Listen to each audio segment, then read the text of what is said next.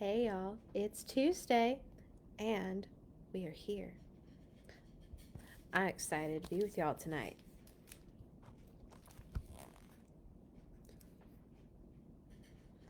These are our choices for tonight. And I think the funny thing was I sort of knew this one would win because hello, Dolly. Everyone loves Dolly. But I threw this one in because millions of cats. Fun fact about this book. This book is almost 100 years old. And it's actually really sweet and cute, so I might record it and have it for another time because it just has all these pictures of cats.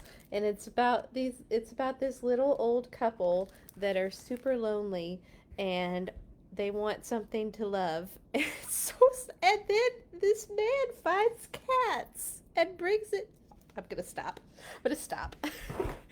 But it's so cute. But this is the book that won for tonight. The Coat of Many Colors by Dolly Parton, based on the song. If you catch me singing, I'm not sorry. I'm not, because it's Dolly. And so if you catch me singing, it'll be like that time in 8th grade where I memorized the Star Spangled Banner and then sang the last verse or something. I don't know. I don't know what'll happen. It'll be fun. But here we go. The Coat of Many Colors by Dolly Parton.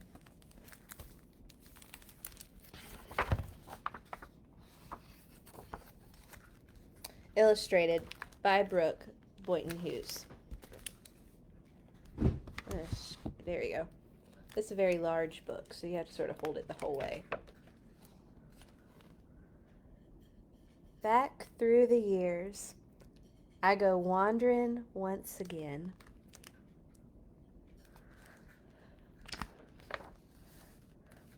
Back to the seasons of my youth. I recall a box of rags that someone gave us, and how my mama put those rags to use. They were rags of many colors, but every piece was small, and I didn't have a coat, and it was way down in the fall. Mama sewed the rags together, sewing every piece with love. She made my coat of many colors that I was so proud of.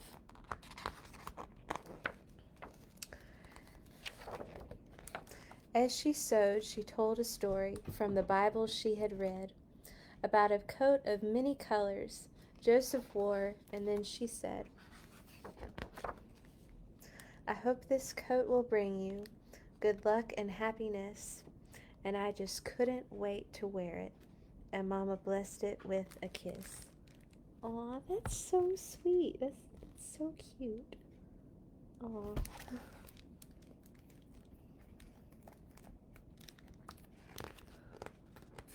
If you've ever been to Dollywood and see the little Coat of Many Colors dolls, that coat is so cute. I wish they'd make like adult size ones. That would be fun.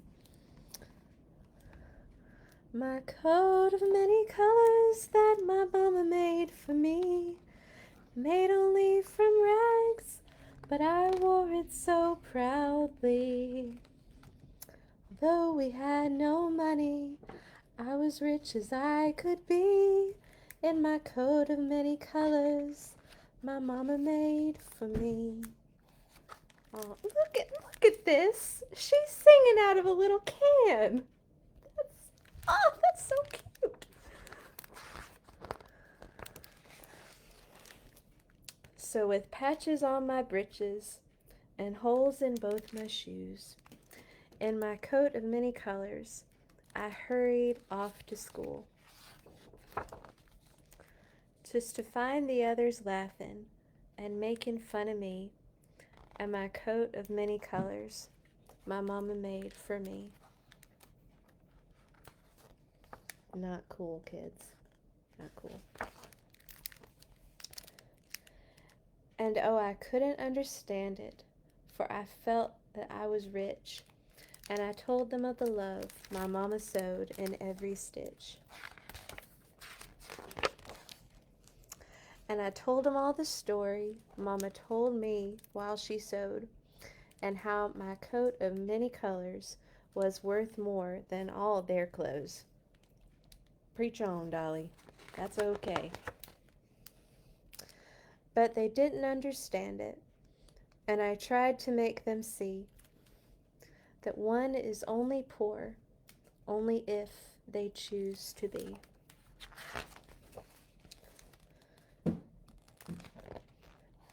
Now I know we had no money, but I was rich as I could be. In my coat of many colors, my mama made for me, made just for me.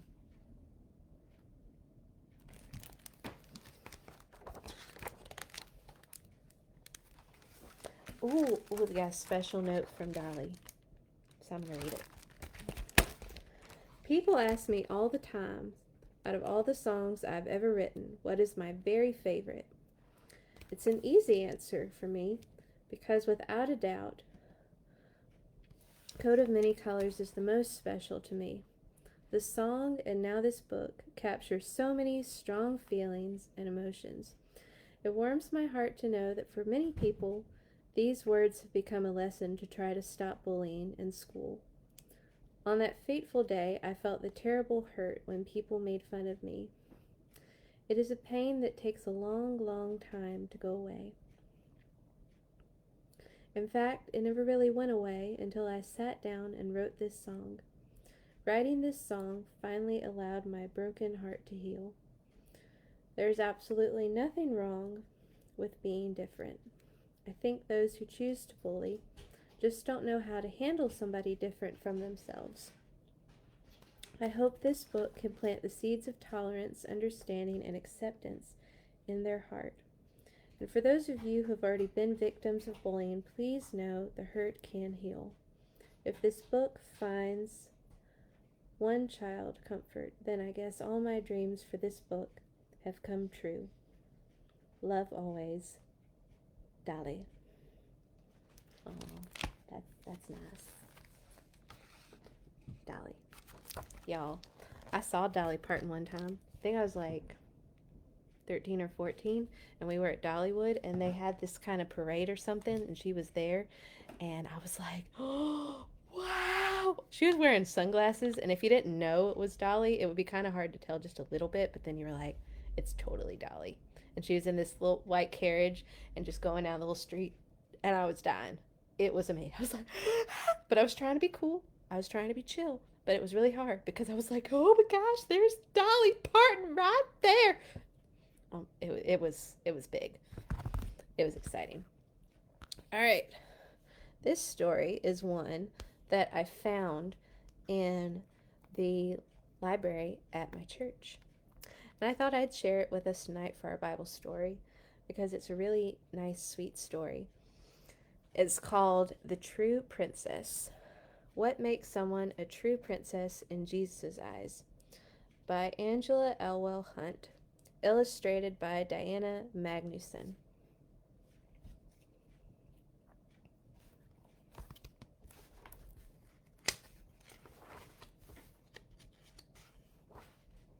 Y'all, 1992, this book's almost as old as I am. That's okay. Once upon a time, in a faraway land, there lived a generous king who had one lovely little daughter. She was always beautifully dressed in silk. Cat, you best get off that counter. That wasn't in the book. That was my cat. She was always dressed beautifully in silk and dresses and jewels. Poets wrote poems to praise her sweet smile, and musicians sang songs about her beautiful golden hair. And her horse looked very fancy too. Cat.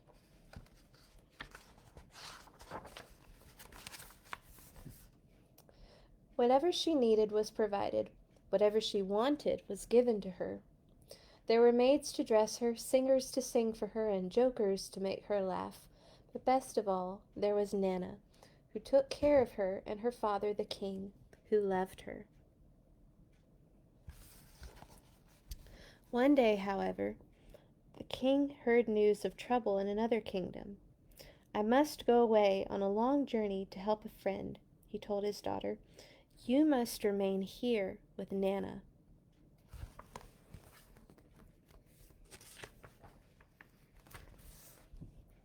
The king and Nana knew the princess must be kept safe. Some people in the land would want to protect her, but others might want to put her out of the kingdom.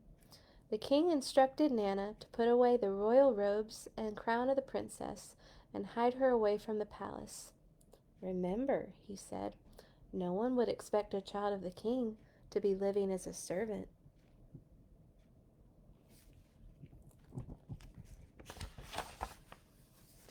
When the time came to say goodbye, the princess was worried.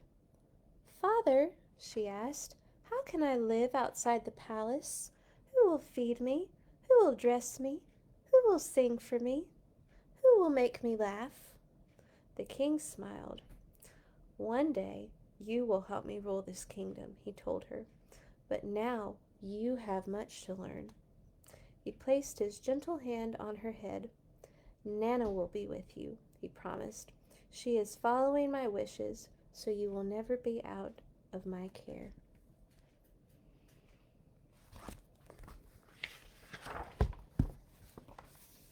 The people of the kingdom searched everywhere, but no one could find a beautiful princess with long golden hair and lovely yellow robes. Royal robes, not yellow. While the people searched, Nana and the princess settled in the center of town over a little bakery shop where they worked together. "If we want to eat, we must bake," Nana said simply. "We will bake pies and cakes and breads to eat and sell." I think the princess is feeling it right now.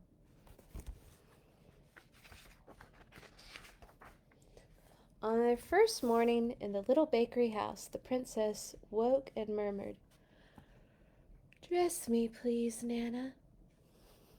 "My dear girl, I simply don't have time," replied Nana, slipping into her baking dress and apron. "But if you will be kind enough to tie my apron, I promise I'll tie yours." So the princess learned to dress herself. Always a good skill. Very important. And after several weeks of baking, the princess was exhausted. "No time to listen to music, Nana," she complained. "Why can't we stop working and call the singers?" "My dear girl," said Nana, "songs from your own heart would be much more refreshing." So the princess learned to sing while she worked. Ooh, muffins. I love muffins.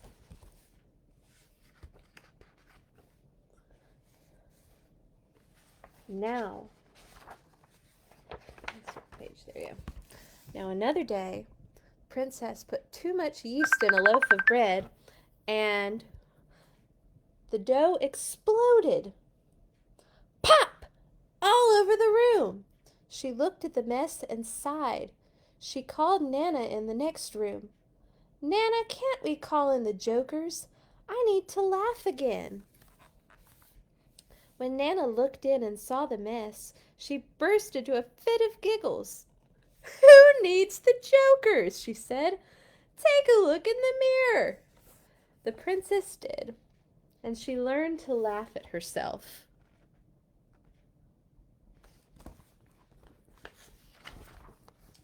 Now when the princess could not be found, many girls in the kingdom thought they could take her place when the king returned. They spent hours designing and sewing lovely royal robes, and grew their hair long and stood in the sun for hours so that it reflected the sun's golden rays. They made fun of the girl from the bakery because she was too busy working to try to look like them. "Poor little muffin maker," they called as she ran by making deliveries. "You don't have what it takes to be a princess." But the bakery girl just laughed and hummed a little song to herself as she hurried by.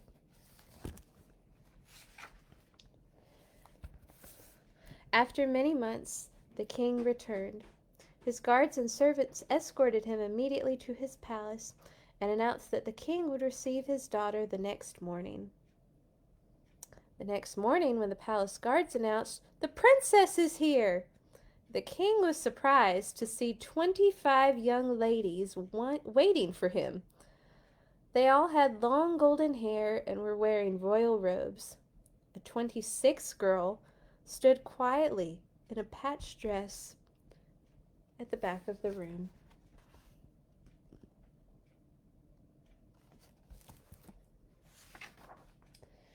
The king smiled at the crowd of beauties. "So many princesses," he asked. He paused in front of the first girl. "Would you mind helping my servant put on his cloak?" The girl frowned. "A true princess," she sniffed, "does not dress anyone. She has maids to do that." She's got Princess Leia hair.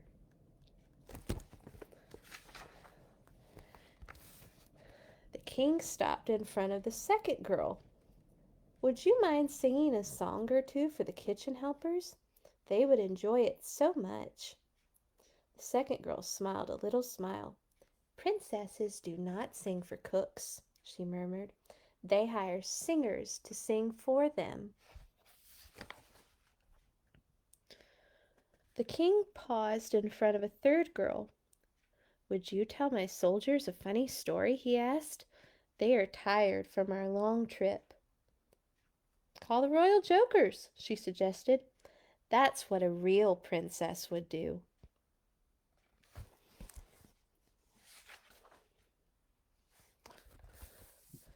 The king looked at the young ladies before him. "Is there anyone here who would sing for me, tell a joke, serve me in any way?" The quiet girl in the patched dress spoke up. "I'd be happy to sing for you, sire," she whispered, "because I love you."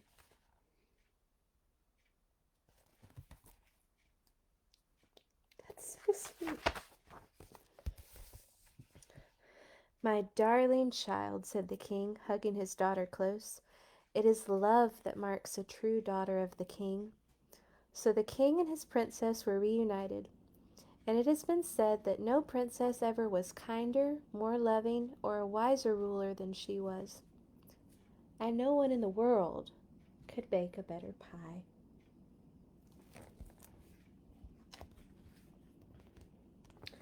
Matthew 20:26 through 28. "Whoever wants to become great among you must be your servant, and whoever wants to be first must be your slave, just as the Son of Man did not come to be served, but to serve, and to live his life as a ransom for many."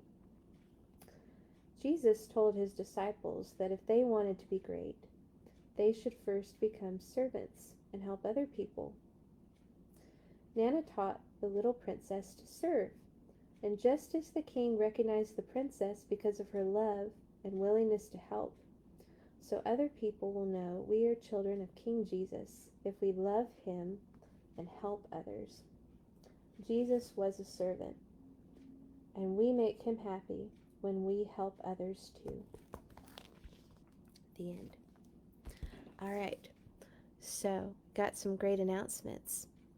First of all, for my kids, be sure you sign up on the link that I sent you so that you can come to Bible Quest tomorrow night. We are so excited to see you. We start at 6, doors open at 6:30. Make sure you got your mask. We're just excited. We're excited to be back, and y'all check it out. I got a shield. I got this shield here. I know. I look great, don't I? I figure out how to get it on. I look like a welder. But welders are important. But you don't want me to weld anything. So I got this. I'm excited about wearing it. This is Jesus is my jam. It's great. All right. I'm excited about seeing y'all tomorrow. But wait. Before we go, we must pick next week's books. All right. So we have the yellow bag of books. 2 of these books will come from the yellow bag, and they will be next week's books. All right. First one, Pete the Cat and the New Guy. Or, got one, Jumanji. Lord, if this isn't a whole big time of Jumanji. So, these are our books for next week. Jumanji or Pete the Cat and the New Guy.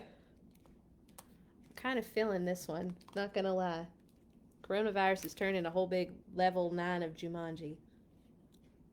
But excited to see y'all next week live with our stories. And I'm excited to see my kids tomorrow night. It's been too long. Yes! So, we will see y'all soon. Bye!